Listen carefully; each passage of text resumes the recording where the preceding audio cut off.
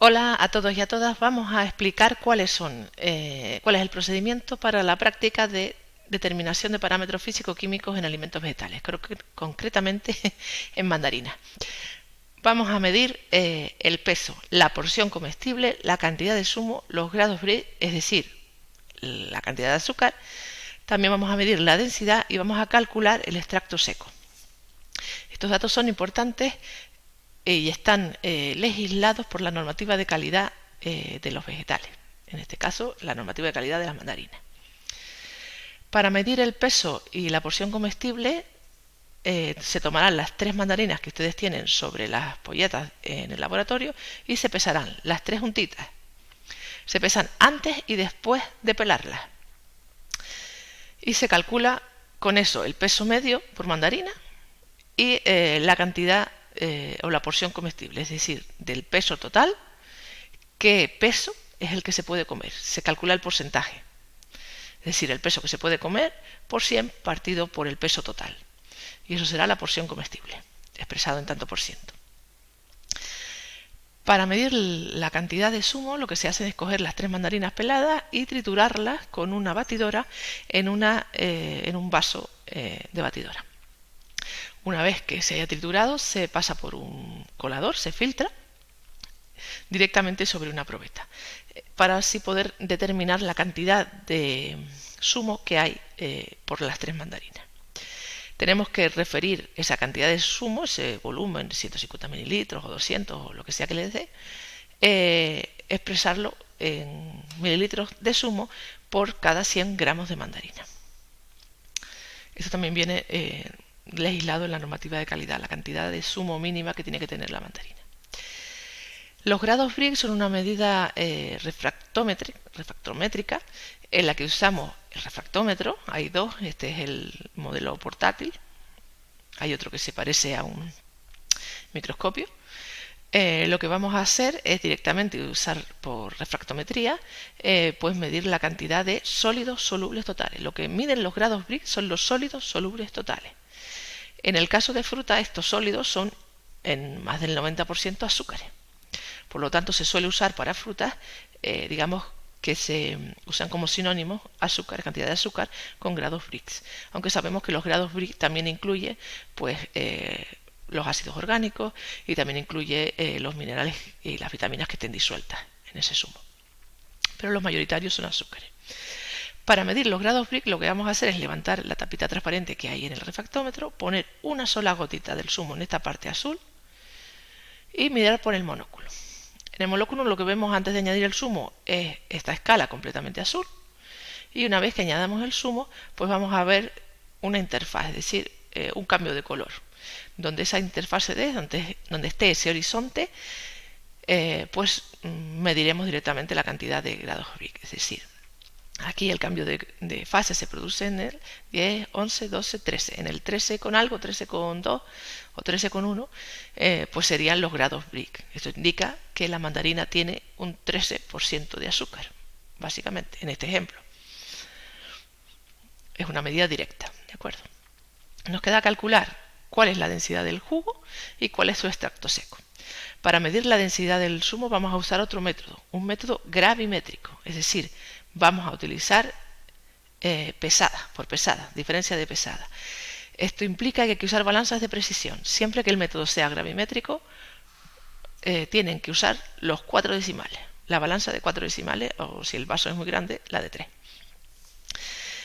Para medir la densidad del jugo lo que se utiliza es este aparatito que se llama pignómetro, ¿vale? Es sencillamente un matraz aforado que en vez de tapa, o que tiene por tapa, un termómetro que se puede quitar y se puede poner. Para determinar la densidad del jugo lo que se hace es coger el matraz, el pignómetro, completamente seco, con el termómetro puesto, y pesarlo. Se pesa y se anota el peso con los 4 decimales. Luego se vuelve a la mesa, se abre, se llena de agua hasta el mismo borde, y luego se introduce el termómetro de modo que el agua desborde y que en esta parte no quede ni una sola burbuja. Una vez que está lleno, bien lleno, se seca por fuera, no podemos pesar el agua por fuera, lo tenemos que secar varias veces y lo pesamos, lo llevamos a la balanza y anotamos el peso del pignómetro lleno de agua y anotamos también la temperatura a la que está ese agua. Este método se basa en calcular la densidad del zumo en función de la densidad del agua. Como la densidad varía en función de la temperatura, es necesario anotar la temperatura para hacer las correcciones pertinentes en cuanto a la densidad del agua. Una vez que hemos pesado el pignómetro lleno de agua, lo vaciamos, lo lavamos con un poco de zumo para quitar los restos de agua que queden y lo llenamos otra vez, pero esta vez con zumo. Lo llenamos hasta el borde, metemos el termómetro, se desbordará todo el zumo, lo limpiaremos a conciencia por fuera, nos aseguraremos de que aquí no haya burbujitas y lo volveremos a pesar y anotaremos ese peso con esas 4 decimales. La temperatura del zumo debe ser igual a la del agua, teóricamente. Y una vez que tengamos esos 3 pesos, calculamos la densidad sencillamente con la fórmula que tenemos en el protocolo, que es calcular lo que pesa el volumen, los 25 mililitros de agua y los 25 mililitros de zumo. Y obtendremos una densidad con nuestros 4 decimales. La densidad hay que expresarla en gramos por mililitro y en 4 decimales. Para calcular el último punto que nos queda, que es el extracto seco y que es una medida de la cantidad de nutrientes que tiene el zumo, cuanto mayor sea el extracto seco mejor, porque tendrá pues más calidad nutricional y tendrá también más azúcar. Una vez que hemos obtenido la densidad en el paso anterior, como os digo, siempre con los 4 decimales, la necesitamos con 4 decimales para calcular el extracto seco, expresada en gramos por mililitro, lo que vamos a hacer es calcular en base a unas tablas que ya están establecidas cuál es el extracto seco que corresponde a esta densidad. Para ello lo que vamos a hacer es buscar en la primera columna los 2 primeros decimales, el 1,02, y en esta fila el tercer decimal, que sería el 5. Donde estos dos se crucen será la medida de nuestro extracto seco, 64,7, y tenemos que añadir pues la contribución del cuarto decimal. Para eso tenemos otra tabla. Esta es mucho más pequeñita.